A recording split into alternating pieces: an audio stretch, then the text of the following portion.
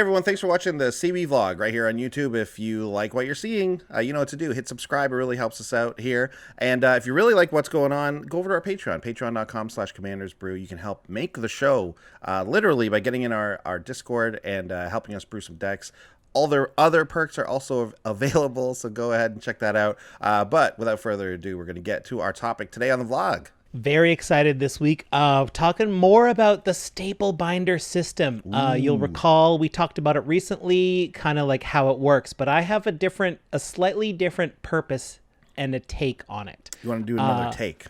Another take on the staple binder. This is another philosophy behind a staple binder. So let's get into it. Here's my core philosophy for this. All right. So I got to just sum it up in a convenient way. So yeah.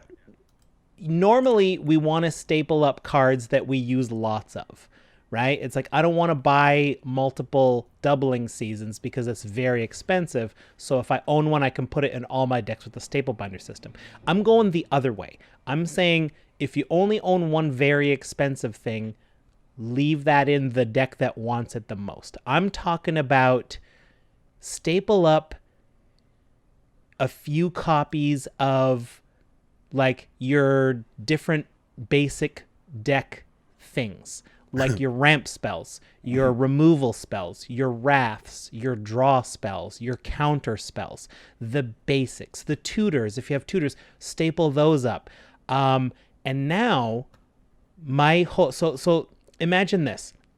Each color has like a little section, right? So you have like a black section. It's going to have maybe Demonic Tutor. It's going to have Hero's Downfall. It's going to have some removal spells. Maybe you throw in a Tragic Slip. Maybe you throw in a Go for the Throat. You have like a few copies of those in there.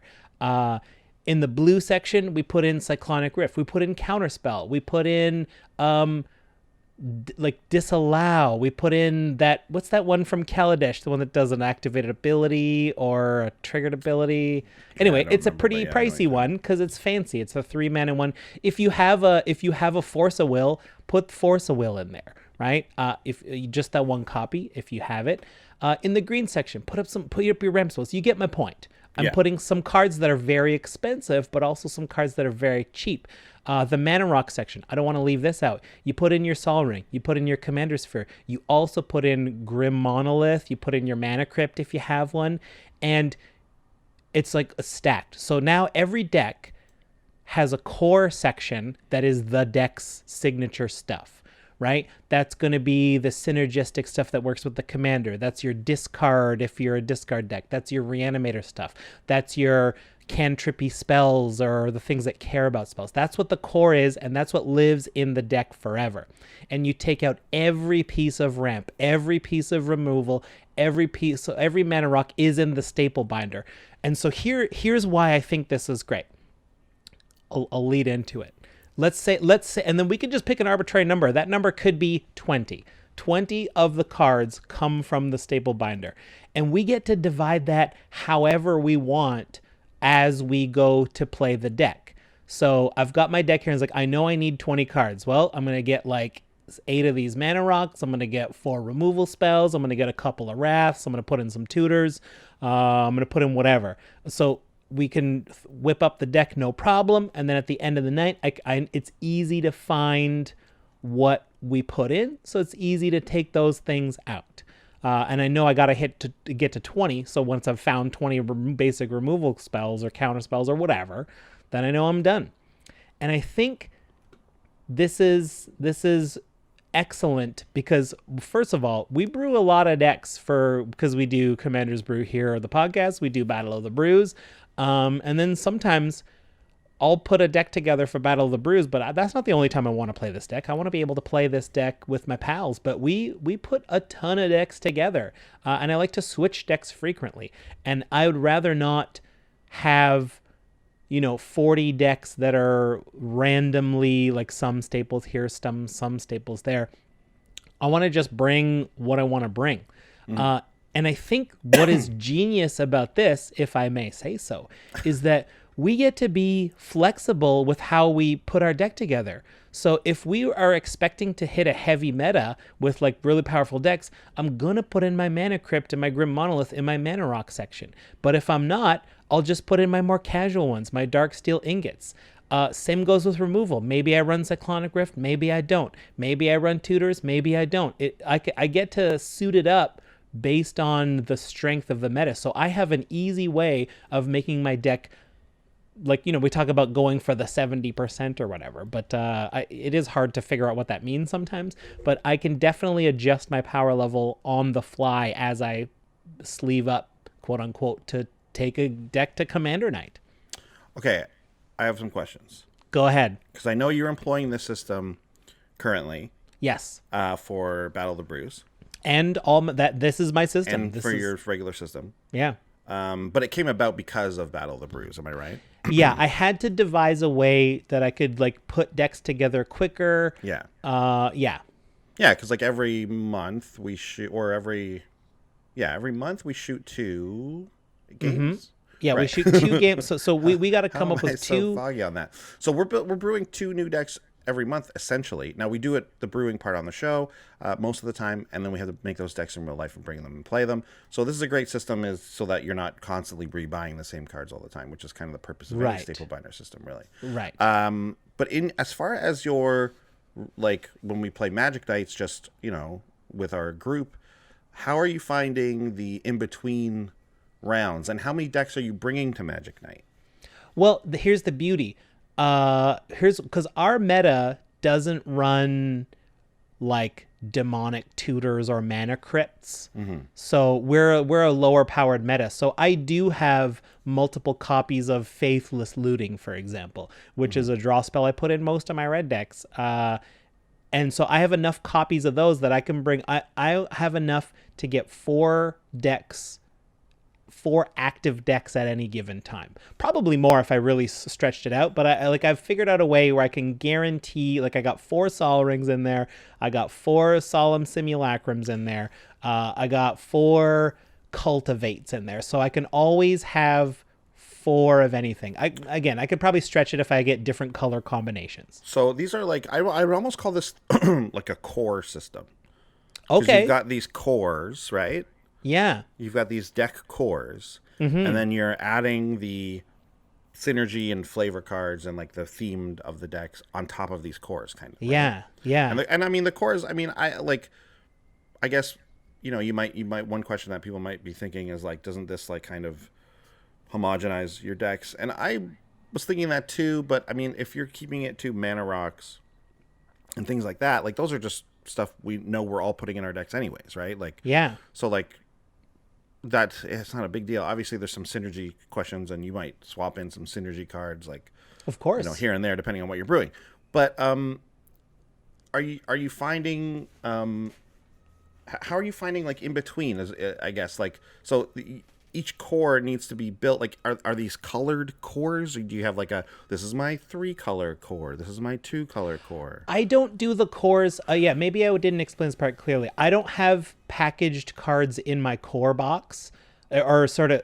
Wait, so do you mean the core of the deck or the staples? We should figure out what we mean when we're talking about them. Okay, so yeah, clear that up, because I thought the staples were the cores. So the core is the deck. So for example, if this was the Marisi Goad tribal kind of deck, the Goad deck, the core would be Marisi, ways to sneak creatures in unblockable, creatures with evasion or can't be blocked, ways to give creatures surprise so the charms. So that's the core.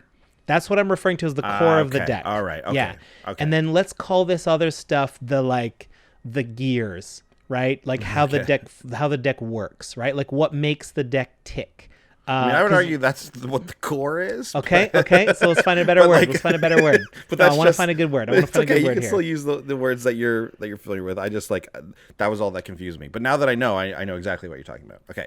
So the core is the synergy, and then you're adding on the stuff that makes the deck tick, like you're saying, like the gears and what's the word for that? I want a good word for that. I want to start calling this some other word, because it's not a full staple system. It's a different system. Right. No, it is. Yeah. It's like the core in the flesh. It's like a fruit. Ew. That's the word Flesh flesh is a is bad gross. word for it, but like it just you're eating an apple, you're eating the flesh of the apple. That is true. That is Right? true. So like that's to me the flesh is the synergy stuff, and then the core is like mana rocks, card draw, The ramp. potatoes, the vegetables. Yeah, the vegetables, right? Your vegetables. We'll call it the vegetables. Eat your Let's call it the vegetables. Okay, sure. Okay, so then the vegetable system. The vegetable system. So Right. so my box has a little vegetable section in it, and I don't have it divided by one color, two color, three color. I mean, I do have it divided by like monocolors, colorless, and then more than one color. All of that is lumped together. Okay. So, for example, if the deck has red and green in it, I'm going to pull a decimate from the gruel part of it. You know, if I've got black and white, I'm going to get an anguished unmaking from that part for the removal. But if it, you know, maybe I'll grab a Sphinx's Revelation if I'm white and blue. If it's a little bit of a higher power meta, maybe. So I'm going to go and I'm going to look through and be like, okay, this deck is, let's say this deck is black and red. Okay. I want some rocks. Okay. I'm always going to grab Sol Ring, Commander's Fear, Felwar Stone. That probably won't change for this kind of deck, but for the draw, I'm going to grab Faithless Looting. I'm going to grab Thrill of Possibilities. I'm going to grab Cathartic Reunion. I'm going to grab those kind of red draw spells. Altar's Reap, perhaps. Maybe what's the one? Black, draw two, lose two. Oh no, Silver Read the Bones. I'm probably gonna grab Read the Bones for the black section, and then some removal, a couple of Black Wraths, maybe a Blasphemous Act, some targeted removal. Black and red are great for that. Vandal Blast, and I'm done. I got my 20 cards, and then this Rakdos deck is ready to go. So about the in between stuff. So you will suit these, let's say 3 or 4 decks up every time you go. Well, no, because once they're suited up and ready to go, I don't need to change them until I want to change them. And, you know, I'll play a deck a couple of times. So, you know, just to give you some behind the scenes, if there's a Battle of the Brews shoot coming up, I'll try to get the deck ready in time so that I can play it once or twice actually at Commander Night when we play with our pals. Yeah. So it'll stay that way. And if it was a really fun deck, I'll probably leave it that way for a little while, or maybe I'll just, but when I decide to, it's very easy for me to just take out 20 cards. Right. Mana rocks, removal, draw. Yeah. So your decks are almost like these 80 card, basically constructed things that you're just throwing in the mana rocks and stuff into and things like that. Yeah. So, do you find that adds time before you go to a Magic Night? Like, are you, like, if you're in a hurry, if you're in a rush, like you just got off work and you know there's only like an hour or not even like an hour between or something? Yeah. Are you just grabbing the ones you made last week, that type of thing? Yeah, I'll play the ones. Because you need a little bit of time, right? You do. Yeah. You do need a little bit of time, but you'd be surprised at how little you need. So like maybe I can't play. So maybe let's say here's the situation. Let's say I've got 4 decks and I'm just like, I don't want these 4. I'm a little bit bored of them. I wish I want to go back to my Saheeli Is It Super Friends deck. Right. That's a fun one. I haven't pulled that one out in a while. So if I wanted to, I'll grab that core off of the shelf, and then I'll just go through my vegetables section, and I'll just try to find, all I need is some mana rocks and red and blue cards that gets me to 20. And if I don't pick the optimal ones, that's fine. I can still play the deck. The deck's still going to be fun. Right. Right. So you kind of have this like almost liquid brew going on here, right? Like Yeah. It's a very liquidy system in that, like, one night this deck might be this way, and then let's say we play it next week, you might grab a different 20 cards altogether. Sure. And then I would imagine that the more you play that deck, maybe you'll discover that like one card specifically is like, oh, that's extra good in this deck. It's a synergy I didn't even notice. You know, I don't know, maybe something Felwar Stone, like just a normal mana rock that obviously is good in just about every deck. You might even notice that, like, hey, yeah, I steal things in this deck. So actually this gives me an off color. This gives me my off colors, which is good for this deck. So now I'm going to start including Felwar Stone every single time. And maybe Felwar Stone's a bad example because you might have already done that, but, like, you know what I mean? I can think. See, Fellwar Stone to me is so ubiquitous. It pretty much goes in every deck exactly. anyway. I'll use a different example. Recently, I brewed up a Tatiova Simic Mana Sinks deck for Battle of the Brews. And it's Tatiova's the commander. So whenever we play a land, we draw a card and gain a life. And obviously, I want to run a few counter spells. So I go through my vegetable section, and Deprive is blue, counter target spell, return a land from your battlefield to your hand. That's amazing in Tatiova. So what I've done then, I've upgraded. So I'm not going to take it out of my vegetable section. I'm just going to go into the Tatiova deck and permanently include a Deprive. And so that does up the like counter spell portion, like if you do it that way. But this is the thing about, I'm not picky. I'm not going to like double check. And there is a world where if I'm de-vegetabling it, if I'm taking out the veggies, I might take out the Deprive because my brain's just like, oh, that's a basic counter spell that comes out. And that's okay too. Like maybe it'll make it back in one day. Probably does. So just to sum it up, the pros of this system, which are slightly different from the like original staple binder idea, the pros of this system include flexible deck strength, which is something that you didn't really have with the old system. I like that a lot. Being able to switch between metas even and like events and things like that. That's really cool. Storage becomes different, right? You don't have to buy 100 card boulders anymore. You can buy the 80 card ones. Like truly that is a thing. If you went to this system, you'd be able to do that, and then you have your vegetables in a different box, obviously. Well, I just use my stuff in a long box. I just put the cores in a long box, and like all the cores are like can fit more in there. What else?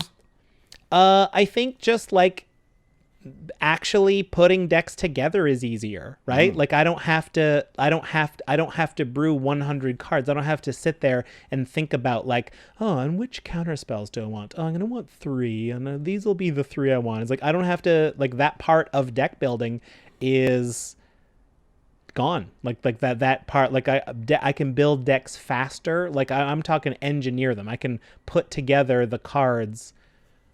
Yeah, this is truly a brewer's system, as you can probably tell, right? Like it's if you like to get down to the nitty gritty and really really optimize decks, this is probably not the system for you.